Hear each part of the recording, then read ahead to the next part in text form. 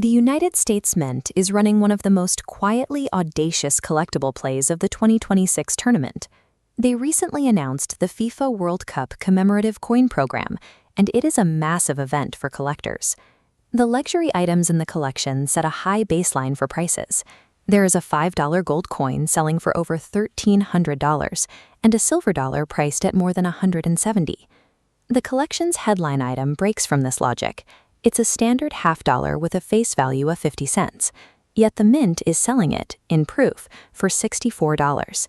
That price tag represents a markup of roughly 130 times the number stamped on the metal. Standard economics suggests that price follows intrinsic worth. We have to ask why collectors are rushing to pay premium rates for what is, essentially, pocket change. For the gold and silver coins, the price is easy to justify.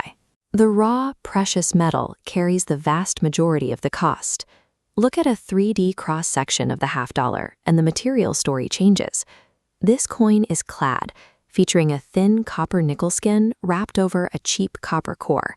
This composition means the melt value is just pennies. There is no hidden bullion here.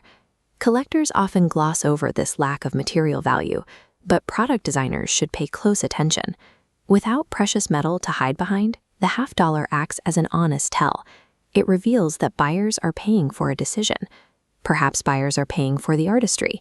The relief sculpture features a highly detailed player frozen mid-bicycle kick. The timeline of the program makes that unlikely.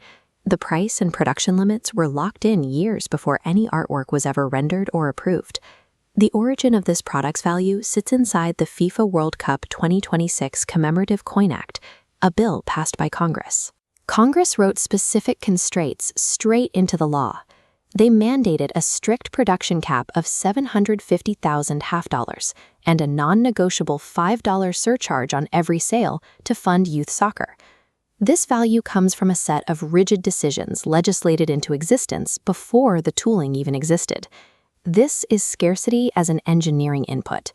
It's a fixed specification built into the product from the start, rather than a market reaction. We see the same mechanical constraint in Panini's tightly controlled fixed 980 sticker sets for the World Cup.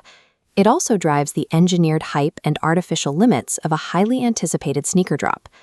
The Mint even designed a pricing cliff into the release.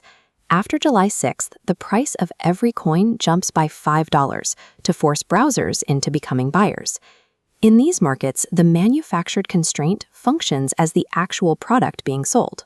The $5 on the gold coin and the 50 cents on the clad coin are legal fictions that the buyer knowingly ignores. The real value sits in the promise that only a specific, limited number of these objects will ever exist. In these scenarios, the creator authors desire, rather than discovering it in the market. You have to engineer value into the concept before you manufacture the product. This reveals an uncomfortable truth for product teams. Your most valuable choices are the constraints you commit to before production begins. The upstream decisions matter most: the mintage caps, the set sizes, the finishes, and the deadlines. If you get base concept phase constraints wrong, no amount of downstream polish can save the physical object. When you master the concept phase, you can turn a 50-cent piece of base metal into a $64 asset.